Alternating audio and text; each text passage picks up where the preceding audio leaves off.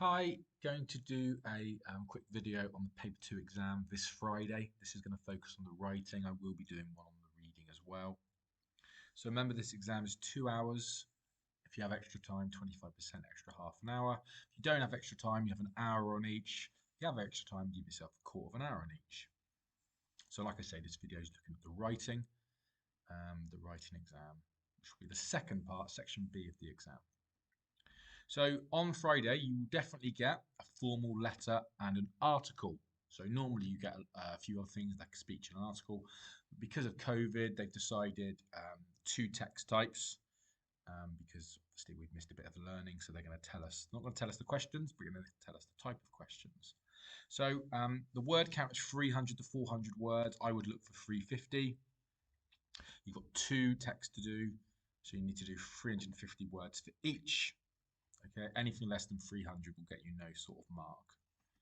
So for both tasks, try to persuade the reader to agree with you. Use interesting sentence starters. Use dress, direct address, rhetorical question, emotive language, statistic, and sentence starters. Anything less than 300 will get you no marks, so go for 350.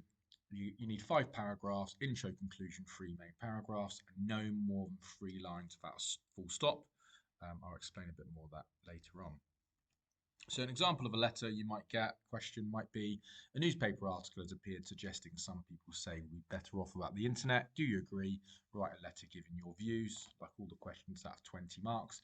So remember, the question will normally, the first thing you have to do before you even do a plan is decide what side of the argument you're on. Always do the easiest or the side you're passionate about. So I would say doing a letter about why the internet is a positive thing would probably be easier. And remember, you're trying to persuade the reader. So in this case, you're trying to persuade the reader that the internet is a good thing.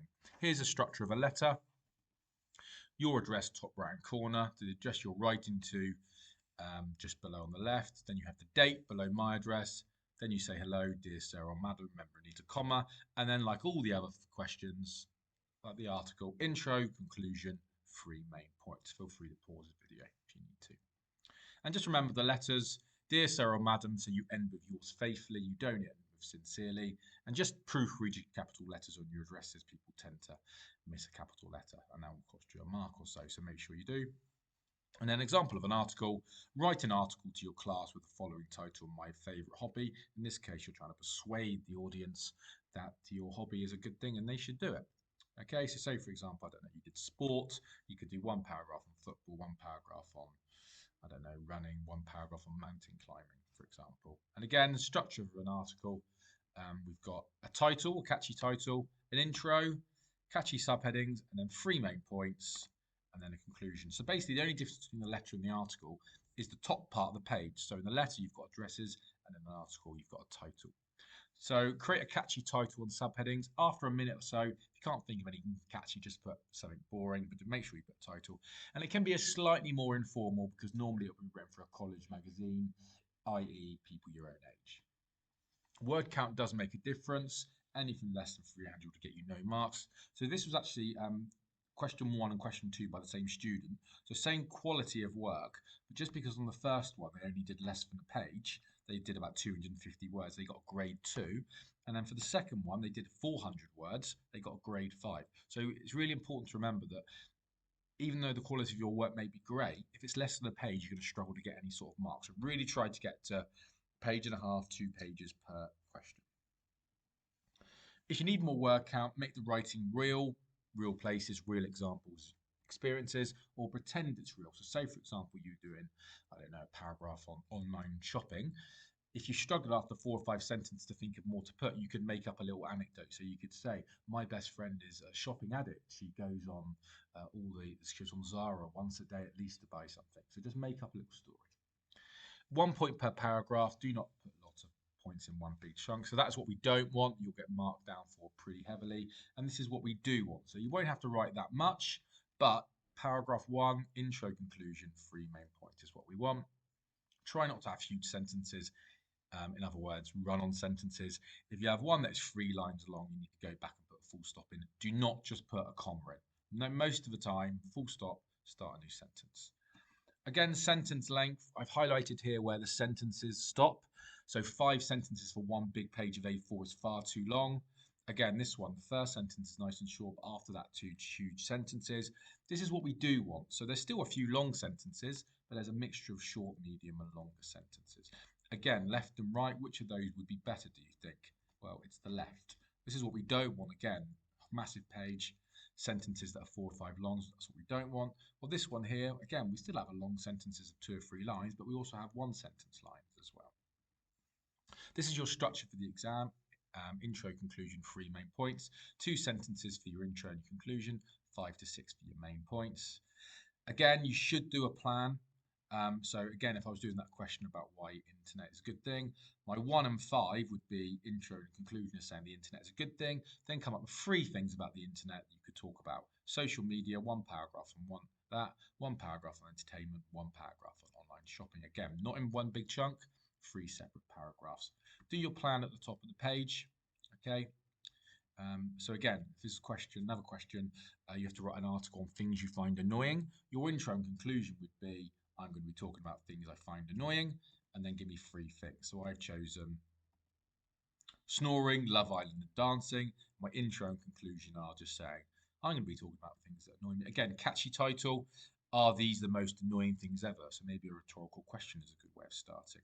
Okay, we're not going to do that.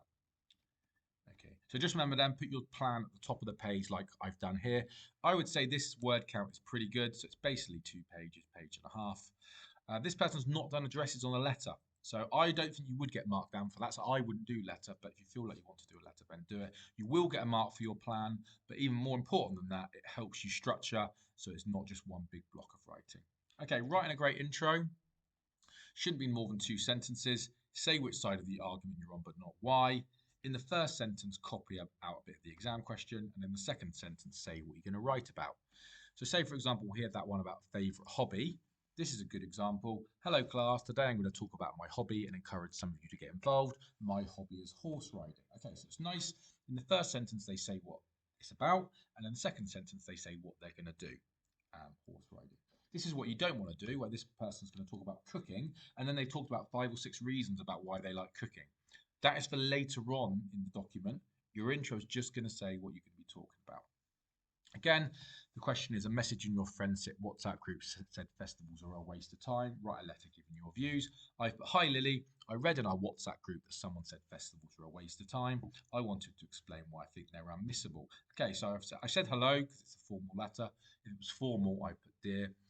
Okay, I've copied that out from the exam question. So my first sentence, copy out a bit of the exam question. And then the second sentence, say which side of the argument I'm on. In this case, I'm saying festivals are really good. Okay, your intro and conclusion should be pretty much the same. So this GIF here is meant to show a reflection. So the intro and conclusion should pretty much reflect each other and be almost very similar in terms of the words. So again, if I have that intro again about the festivals, I put, hi Lily, I read in our WhatsApp group that someone said festivals are a waste of time. I want to explain to you why I think they're unmissable. So then I write my 3 in paragraphs on why festivals are great. And then my conclusion would be, in conclusion, these are the reasons why I disagree that festivals are a waste of time. I think they're unmissable. So if you read my intro and conclusion or pause the video, you'll notice they're very similar. So I've copied that bit out in the blue, and then I've copied out that bit in the grey. So your intro and conclusion should mirror each other. Okay? Okay, so remember, try and use dress. So these are techniques that will make your writing exciting. You do get marked more for making your writing exciting. Direct address, rhetorical question, exciting adjectives, statistics, sentence starters. So looking back at that question of things that a few find annoying, I put snoring, and I've used my dress here. So firstly, as a sentence starter, we need to act now. We would all agree is direct address. Is there anything worse than being woken up at 3 a.m. by a gigantic snort? Rhetorical question. 45%. Statistic. Seriously. Sentence starter. Revolting, rancid, alliteration. So try and use some of these devices to push your mark up. Again, sentence starters firstly, secondly, and thirdly for your main paragraphs will push your grades up even more. So try and do that. And the things you need to proofread in the exam are not huge sentences. Go back after the exam. If you've got a sentence that's 3 or 4 lines long, go back and put a full stop in. This is what a typical student does with run-on sentences, either no punctuation or they shove a comma in. So these are 2 separate sentences. He put on sunscreen, the sun was burning hot. So we need something after sunscreen. You don't put no punctuation, you don't put a comma. It's 2 separate sentences. So you either put a full stop or use a word like as or but or because. Okay, again, not huge sentences. We want a mixture of short and medium. Check your there, and theirs. Okay, there's loads of online stuff you can do, online quizzes if you need to do that. Check your capital letters. Okay, no small i's. Okay, check your apostrophes. Again, look, these things, if you're struggling with them, just type in online quiz and you can do lots of these things to bump up your knowledge. Okay, sorry, I'm just going to go through this. Have a topic sentence at the start of each of your main paragraphs. So not your intro and conclusion, but your main paragraph. Make your topic sentence the first sentence that is going to be what you're going to be talking about in the paragraph. Make it short, less than a line. Make it nice and clear. So again, this question about is the internet a good thing? My 3 good things about my internet, my plan in the top right corner, are entertainment, shopping, and social media and communication. So my topic sentences would be, firstly, the internet is fantastic for entertainment. And then I'd write 5 or 6 sentences explaining that. Secondly, the internet is great for shopping. Thirdly, the internet is brilliant for communication. Again, I'd write 4 or 5 sentences explaining why it's good for communication. But your topic sentence, make it nice and clear. Things to improve from the mocks, check your apostrophes. If you're doing it on the computer, check your typos. Remember, capital letters for places, companies, FaceTime, Bournemouth. No sentences more than 3 lines. I know I've talked about that a lot, but it's a big thing. If you don't have a full stop, you'll get marked down. Okay, and just remember then, recap, finish both questions. If you don't finish, the questions are worth 20 marks each. If you don't finish them, you won't get a grade 4 and above. 300 to 400 words. Spend the same amount of time on each question. 5 paragraphs for each question. Check your there, caps and apostrophes. Keep sentences shorter than 3 lines on a page. Do your plans at the top of the word page. If you don't put your plan on your answer sheet, if you do it on the question paper, it will get chucked in the bin. Make sure you do it on your answer page. Use your sentence starters and use sum of address like statistic, rhetorical question. You need addresses and dear sir or madam on a letter. You need a title for your article. Okay, hopefully this will be some help for you and good luck in your exam.